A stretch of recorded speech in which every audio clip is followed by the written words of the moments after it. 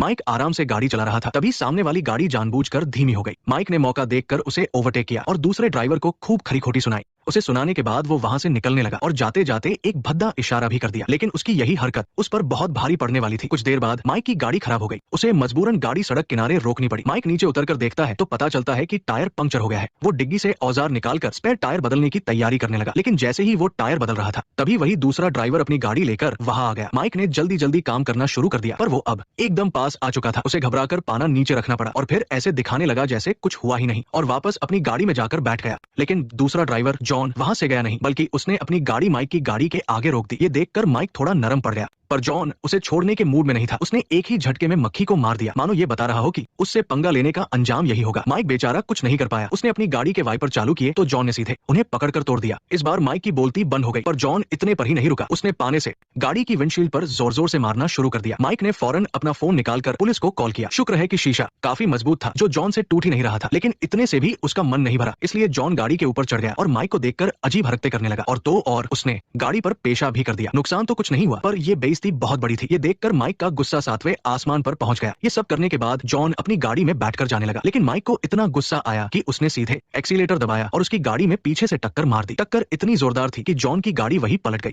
ये नजारा देखकर माइक के दिल को बड़ी ठंडक मिली। वो गाड़ी से उतरा, पाना उठाया और जो नट कसना बाकी रह गया था उसे कसने लगा, लेकिन तभी पलटी हुई गाड़ी से कुछ हलचल हुई। जॉन उसमें से बाहर निकल आया था। माइक नट कसे बिना ही घबराकर वहां से भाग निकला। लेकिन आपको क्या लगता है कि ये सब यही खत्म हो गया? नहीं, बिल्कुल नहीं। माइक को और ज्यादा गुस्सा आने लगा। उसने गाड़ी घुमाई और वापस जॉन की तरफ चला गया। वो जॉन के सामने अपनी गाड़ी से उसे डराने लगा। जॉन डर के मारे बुरी तरह घबरा गया। ये देखकर माइक को बहुत मजा आ रहा था। वो उसके साथ कुछ और देर खेलना चाहता था, लेकिन तभी अचानक उसका टायर निकल गया और गाड़ी बेकाबू होकर पहाड़ी से नीचे जा गिरी। अब तो उसका काम तमाम हो गया था, पर किस्मत से एयरबैग की वजह से माइक को ज्यादा चोट नहीं आई। लेकिन दिक्कत ये थी कि गाड़ी का दरवाजा जाम हो गया था। माइक कितनी भी कोशिश कर ले वो बाहर नहीं निकल पा रहा था। तभी जॉन पागलों की तरह भागता हुआ वहां आया। उसने गाड़ी की डिग्गी खोली और फिर पिछली सीट को लात मारकर तोड़कर अंदर घुसाया। एक के हाथ में पाना था और दूसरे के हाथ में आग बुझाने वाला सिलेंडर। गाड़ी के अंदर ही दोनों के बीच एक जानलेवा लड़ाई शुरू हो गई। एक दूसरे पर दोनों वार कर रहे थे और कोई भी हार मानने को तैयार नहीं था। दोनों ने एक दूसरे को मारकर बुरा हाल कर दिया था। काफी देर लड़ने के बाद माइक आखिरकार कमजोर पड़ने लगा। जॉन ने उसे जबरदस्ती गाड़ी से बाहर धकेल दिया और फिर सीट बेल्ट से उसका गला घोंटने लगा। उसे सीट बेल्ट से लटका दिया गया। इसके बाद जॉन गाड़ी की दूसरी तरफ गया। उसने तेल की टंकी का ढक्कन खोला, अपने कपड़े का एक टुकड़ा फाड़ा और उसमें आग लगा दी। जाहिर है वो माइक को गाड़ी समेत उड़ाना चाहता था, लेकिन जैसे ही वो वहां से जाने लगा माइक ने कसकर जॉन का पैर पकड़ लिया। जॉन ने फौरन आग बुझा दी, पर माइक ने उसे जोर से पकड़ रखा था। तभी दूसरी तरफ से एक